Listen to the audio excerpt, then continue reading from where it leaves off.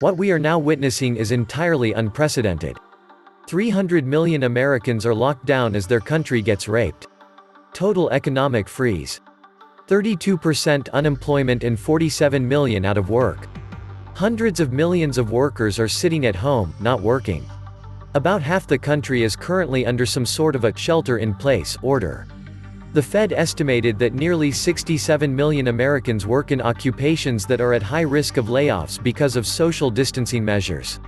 A record 3.3 million Americans filed initial jobless claims for the week ended March 21, and economists expect another 2.65 million or more to join them this week. And this is just the beginning. This is a unique shock that is unlike any other experienced by the U.S. economy in the last 100 years. The U.S. unemployment rate in February was 3.5%. If it surged to 30% in the second quarter, it would top the highest rate on record of nearly 25% during the Great Depression. We are in for a shitstorm as the pandemic winds down, then hits phase 2, and we end up in a greater depression. This virus was simply a catalyst to shock a broken economy into terminal velocity. The US dollar is going to be tested like no tomorrow. All this stimulus and QE is doomed to fail, and we will see hyperinflation combined with asset depreciation. Go long food and lead. 3.3 million unemployed in a single week, and this is just the beginning of the crisis. Lock and load, because this is about to get post-apocalyptic real fast. Chaos is coming by design. The pace at which Americans are losing their jobs is absolutely breathtaking. The U.S. Department of Labor reports a stunning increase of 3.3 million people sought initial jobless claims last week alone. The unemployment rate in the second quarter of 2020 is at 32.1%. In recent days, so many newly unemployed Americans have been trying to file for unemployment benefits that it has been crashing websites all over the country. About 67 million people work in jobs with high risks of layoffs, including sales, production, and food preparation. In addition, 27 million people work in businesses that require close physical contact, such as barbers and restaurant wait staff. So many newly unemployed Americans have been trying to file for unemployment benefits that it has been crashing websites all over the country. And as the American public sits at home, watching their disaster slowly unfold day after day, and ruminates on where all this money suddenly comes from, they begin to realize that the whole structure of our society is rotten to the core, based on a lie that says money or value comes from the productive industry. In other words, if you work hard then you will make more money than someone who doesn't work hard. The scales of justice ensure your rewards, your prosperity, is equal to your industry.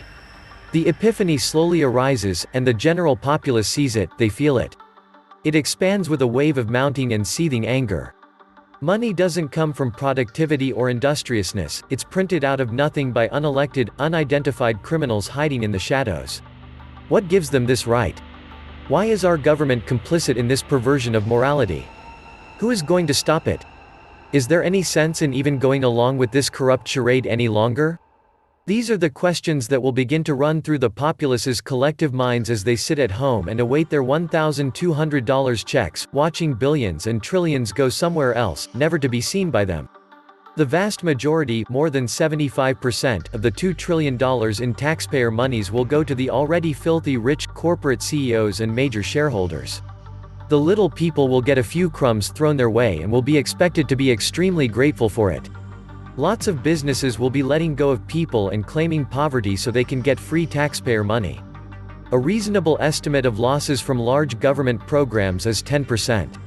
Expect $200 billion of taxpayer money to disappear into some very deep pockets. There is no going back to where we were before. The Fed can make up all the non-existent credit imagination can imagine, but confidence lost won't be replaced.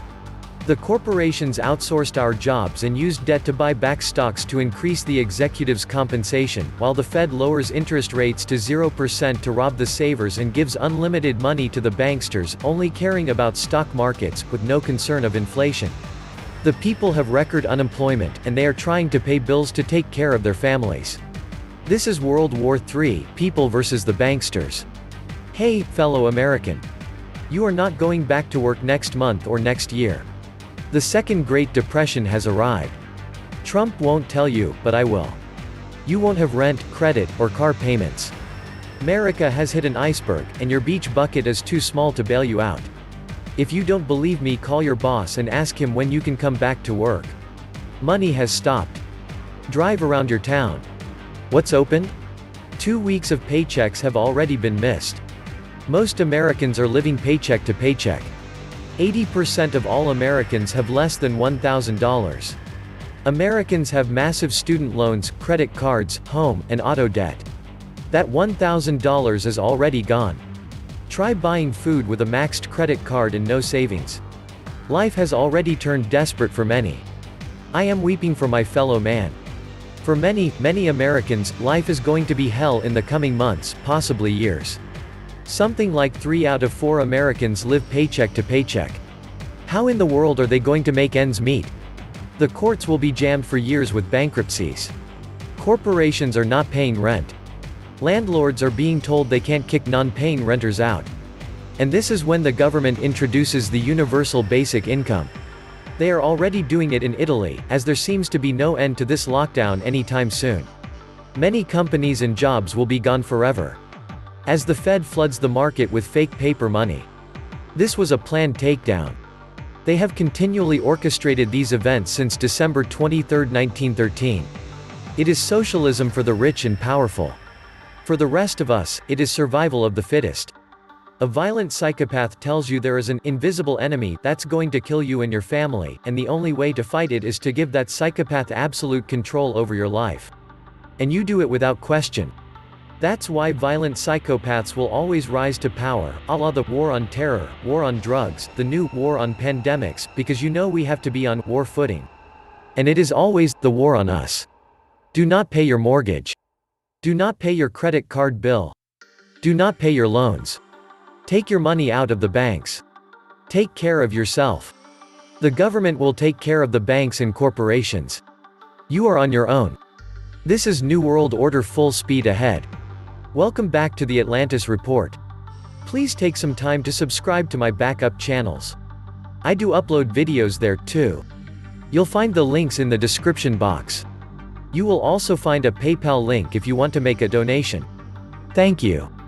Approximately 1/3 of the entire population of the globe is currently under some sort of a lockdown order, and that means that hundreds of millions of workers are sitting at home not working. In the United States, so many people are already absolutely sick and tired of being idle at home, but the truth is that it looks like this pandemic is just getting started. People are going to go bankrupt. We are going to see suicide rates increase. We are going to see crime escalate, and people ODing on drugs because of depression. Our leaders are totally closing down the economy. Again, this has never been done before. It's not only Wall Street going down. Main Street went down simultaneously. This is unprecedented.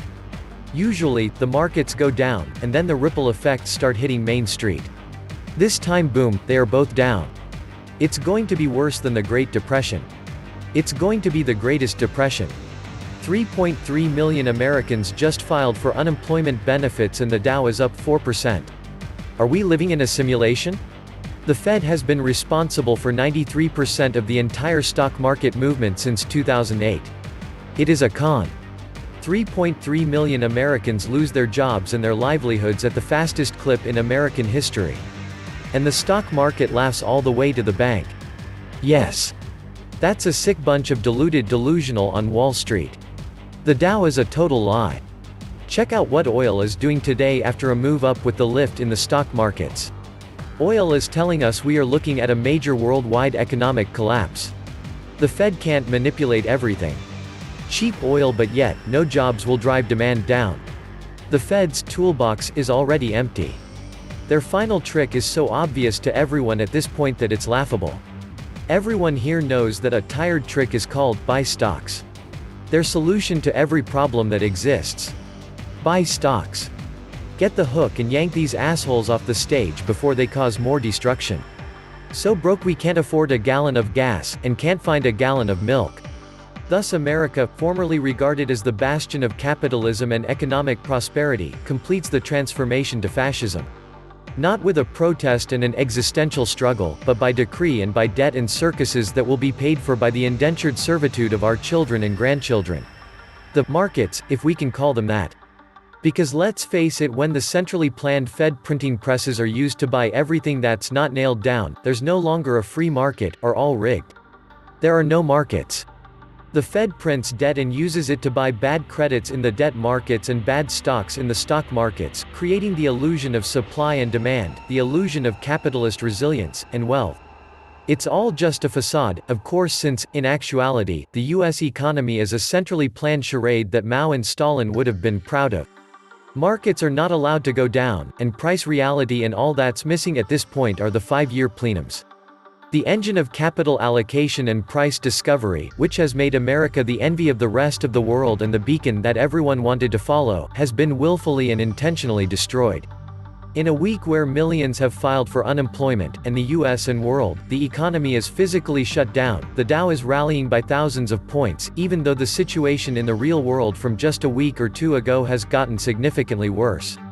The fake resilience that we're witnessing in the stock markets, ladies and gentlemen, is the only symptoms of the economic flu that's engineered to transfer the wealth of the American middle class to the money changers. You'll see no other signs or warnings that you've lost your freedoms and prosperity. This is it.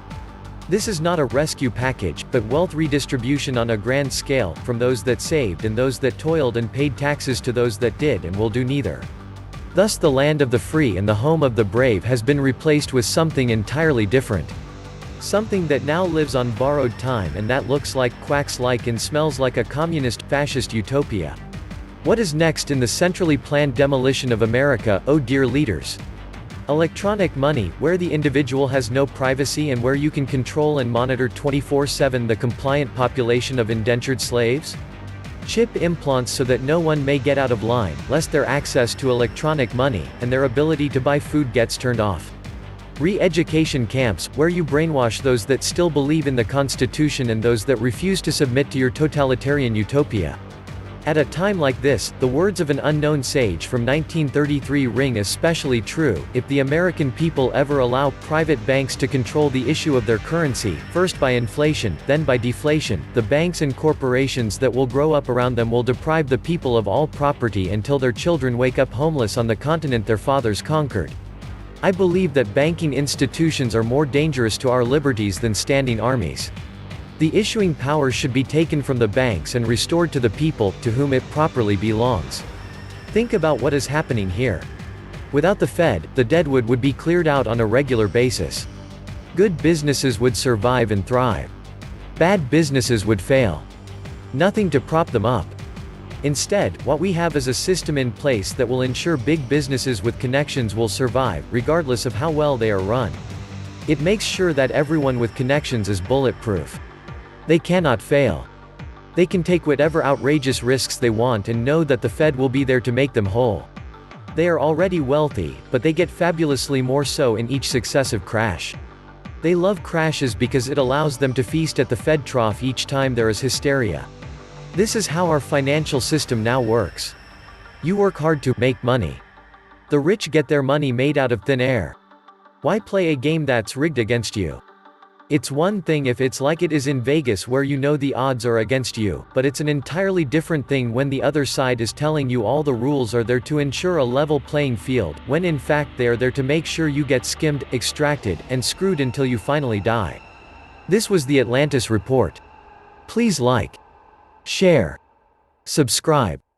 And please take some time to subscribe to my backup channels. I do upload videos there too. You'll find the links in the description box. You will also find a PayPal link if you want to make a donation. Thank you.